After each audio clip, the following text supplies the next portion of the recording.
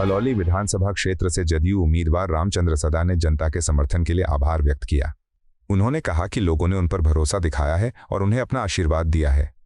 रामचंद्र सदा ने वादा किया कि अगर जनता का समर्थन इसी तरह मिलता रहा तो क्षेत्र में अधूरे पड़े प्रमुख विकास कार्यों को प्राथमिकता के साथ पूरा किया जाएगा। उन्होंने बताया कि शिक्षा, सड़क और रोजगार से जुड़े मुद्दों पर विशेष ध्यान दिया जाएगा। जदयू प्रत्याशी ने कहा कि विकास और सेवा उनकी प्राथमिकता रहेगी।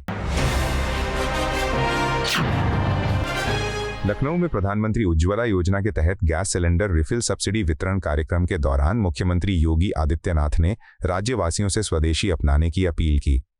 उन्होंने कहा कि दिवाली नजदीक है और हर भारतीय परिवार इस मौके पर कुछ न कुछ खरीदता है।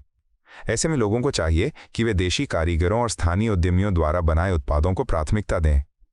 योगी आदित्यनाथ ने कहा कि दीपावली पर घरों में जलने वाले दिए और लक्ष्मी गणेश की मूर्तियां भी स्थानीय शिल्पकारों से ही खरीदी जानी चाहिए ताकि देशी उद्योगों को मजबूती और आत्मनिर्भर भारत को बढ़ावा मिले। हरियाणा में एएसआई संदीप की आत्महत्या के मामले ने राजनीतिक सरगर्मी बढ़ा दी है। कांग्रेस सांसद कुमारी शैलजा ने इस घटना पर गंभीर चिंता जताते हुए राज्य सरकार पर निशाना साधा। उन्होंने कहा कि ये बहुत ही गंभीर मामला है जो साफ तौर पर दिखाता है कि हरियाणा में सब कुछ ठीक नहीं चल रहा है। शैलजा ने कहा कि यह स्थिति इस बात को दर्शाती है कि न तो प्रशासन और न ही अधिकारी अब सरकार या व्यवस्था पर भरोसा करते हैं। कांग्रेस नेता ने मांग की कि इस प्रकरण की निष्पक्ष जांच कर जिम्मेदारों पर सख्त कार्रवाई हो। बिहार विधानसभा चुनाव को लेकर बीजेपी के प्रदेश अध्यक्ष दिलीप कुमार जायसवाल ने सीट बंटवारे पर बड़ा बयान दिया। उन्होंने बताया कि सभी सहयोगी दलों के बीच निर्वाचन क्षेत्रवार चर्चा पूरी हो चुकी है और हर दल अपने अपने उम्मीदवारों की घोषणा कर रहा है। जायसवाल ने कहा कि जिन 1-2 सीटों पर आपसी सहमति की जरूरत थी वहां धर्मेंद्र प्रधान की मध्यस्थता से रातों रात निर्णय ले लिए गए।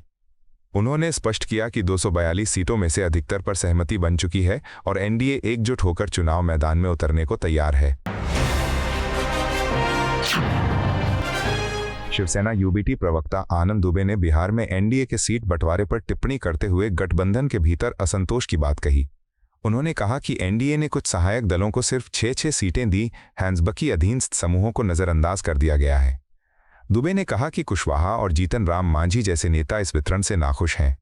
उन्होंने याद दिलाया कि पहले जेडीयू अधिक सीटों पर चुनाव लड़ती थी, लेकिन अब भाजपा और जेडीयू दोनों 101 सीटों पर ताल ठोक रहे हैं। उनका दावा है कि भविष्य में जेडीयू को 50 से ज्यादा सीटें नहीं मिलेंगी। कांग्रेस प्रवक्ता सुरेंद्र राजपूत ने दुर्गापुर सामूहिक बलात्कार मामले को लेकर केंद्रीय राज्य मंत्री सुकांत मजूमदार की टिप्पणी पर कड़ी प्रतिक्रिया दी। राजपूत ने कहा कि बीजेपी नेता लगातार भारतीय गठबंधन के नेताओं पर नजर रखते हैं और कांग्रेस के किसी भी बयान पर तुरंत प्रतिक्रिया देने में जुट जाते हैं। उन्होंने सवाल किया कि सुकांत मजूमदार आखिर कौन है और उन्हें इस मामले पर बयान देने का अधिकार किसने दिया। कांग्रेस प्रवक्ता ने आरोप लगाया कि बीजेपी जनता के असली मुद्दों से ध्यान भटकाने के लिए ऐसे गैर जरूरी बयान देती रहती है।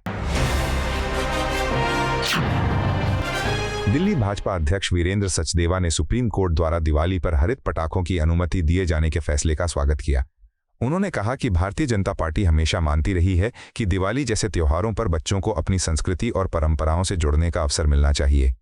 सचदेवा ने आरोप लगाया कि दिल्ली की अरविंद केजरीवाल सरकार ने जानबूझकर अदालत में गलत तथ्य पेश किए, जिसके कारण पहले पटाखों पर प्रतिबंध लगाया गया था। उन्होंने कहा कि भाजपा पर्यावरण संरक्षण के साथ परंपराओं के सम्मान की नीति पर कायम रहेगी।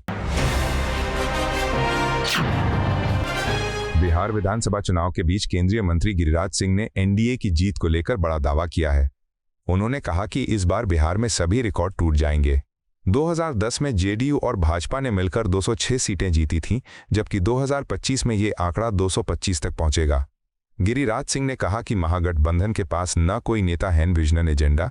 उन्होंने लालू यादव के राज की तुलना करते हुए कहा कि तब सड़कें टूटी थीं और अस्पताल बेहाल थे, बल्कि अब मोदी और नीतीश के नेतृत्व में विकास हर कोने तक पहुंचा है। दिल्ली में दिवाली पर हरित पटाखों को सुप्रीम कोर्ट द्वारा मंजूरी दिए जाने के बाद भाजपा सांसद मनोज तिवारी ने आम आदमी पार्टी पर तीखा हमला बोला। उन्होंने कहा कि दिल्ली सरकार के इरादे शुरू से ही सनातन परंपराओं के प्रति बेईमानी से भरे रहे हैं। तिवारी ने आरोप लगाया कि अरविंद केजरीवाल की सरकार ने सुप्रीम कोर्ट को गुमराह करने की कोशिश की और लोगों के धार्मिक उत्सवों पर अनावश्यक रोक लगाने की नीति अपनाई। उन्होंने कहा कि भाजपा संस्कृति और परंपराओं के सम्मान की पक्षधर है तथा कोर्ट का ये फैसला सत्य की जीत है। दिल्ली के मंत्री प्रवेश वर्मा ने सुप्रीम कोर्ट द्वारा दिवाली पर हरित पटाखों की मंजूरी को ऐतिहासिक फैसला बताते हुए स्वागत किया है। उन्होंने कहा कि हमारी सरकार के सतत प्रयासों का परिणाम है कि अब त्योहार पारंपरिक और सांस्कृतिक रूप से मनाया जा सकेगा। वर्मा ने कहा कि दिवाली खुशी, रोशनी और एकता का प्रतीक है और हरित पटाखों से इसका उत्सव पर्यावरण की दृष्टि से भी सुरक्षित रहेगा। उन्होंने लोगों से अपील की कि वे जिम्मेदारी के साथ त्योहार मनाएं और ये सुनिश्चित करें कि पर्यावरण संरक्षण के साथ संस्कृति का सम्मान भी बना रहे। आपको यह वीडियो पसंद आया हो तो इसे लाइक करें, हमारे चैनल को सब्सक्राइब करें।